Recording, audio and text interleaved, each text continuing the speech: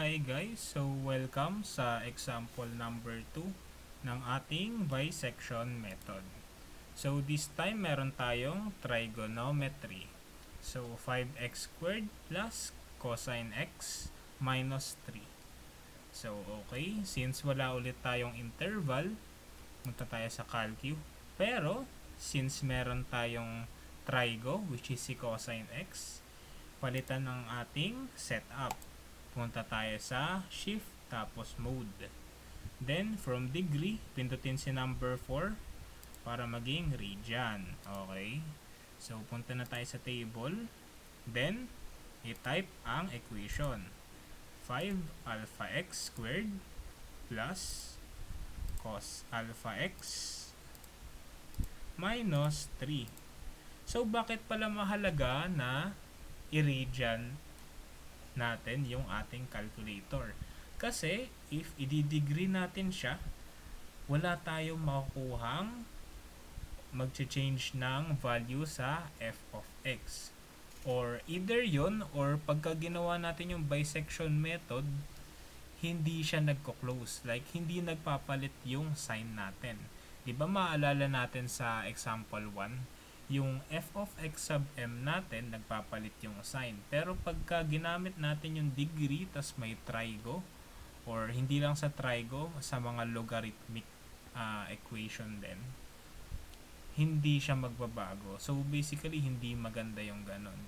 Pagka naggaganon yung bisection method nyo, either iibahin nyo dapat yung interval, or i-check nyo kung naka-radian ang inyong calculator. Okay, so equal natin. Equal uli ang g of x. Start is 0. Then, sabihin natin 10. Okay, step is 1. Okay, ayun agad. 0 to 1. Okay, 0 to 1 ang ating interval. So, isulat natin. Ang ating interval is 0, 1.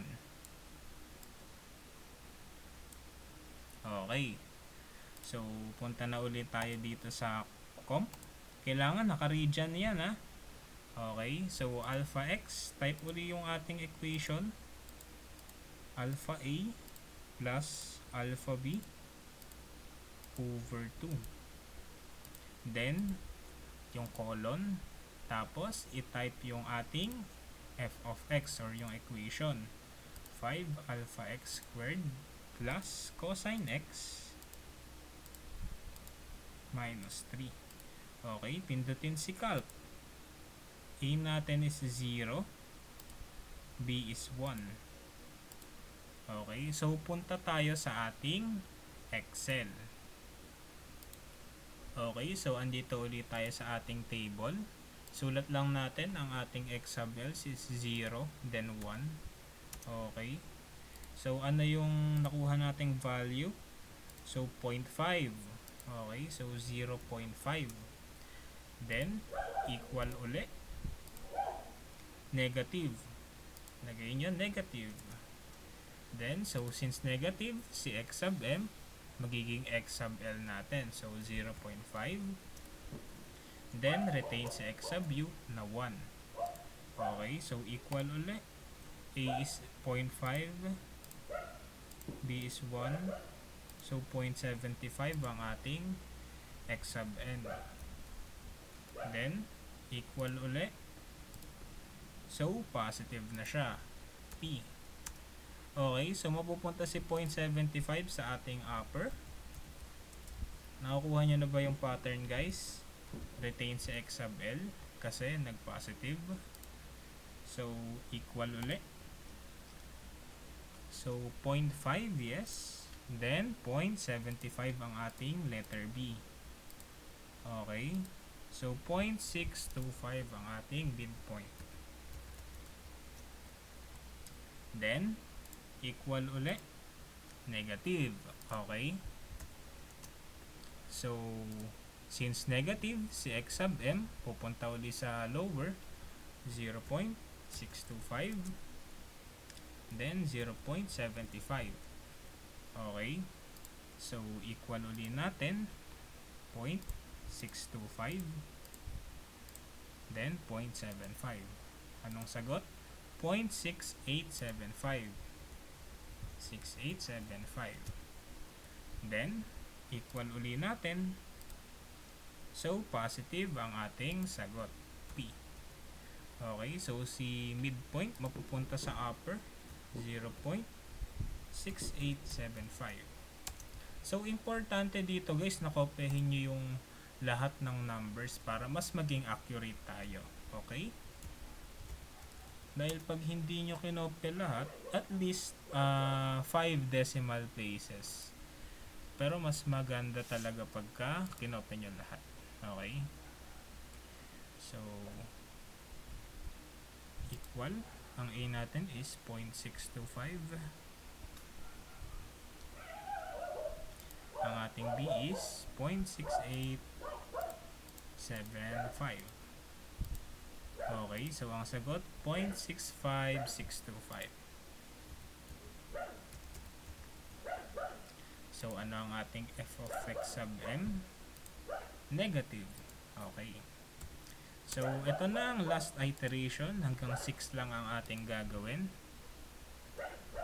Since negative pala siya, munti kong makalimutan, yung midpoint mapupunta sa lower, so 0.65625.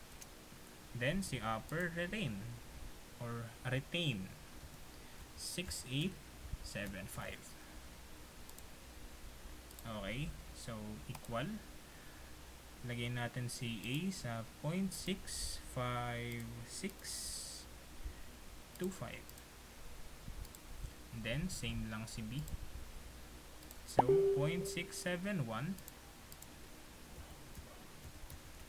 Ano na yan? 875. Okay. So, equal uli. So, positive. Okay. So, this is our last iteration. Pero, tandaan nyo palagi, sa bisection method, hindi pa ito ang ating final answer. Okay. So, since positive ito, positive yan, kailangan yung midpoint mapupunta dito, 'di ba? Sa x sub u. Then, yung x sub l, retain. Basically, yung midpoint netong dalawa, yun yung sagot natin.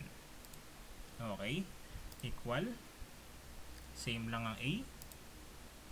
Ang B, papalitan, 0.671875. Okay, ang midpoint natin is 0.664065. Or ang final answer is 0.6641.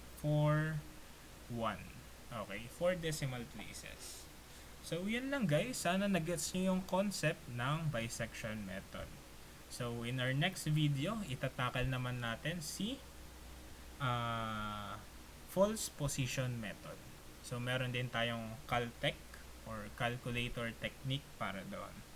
So, sana may natutunan kayo guys, and stay safe. Subscribe kayo sa aking channel, and thank you sa panonood.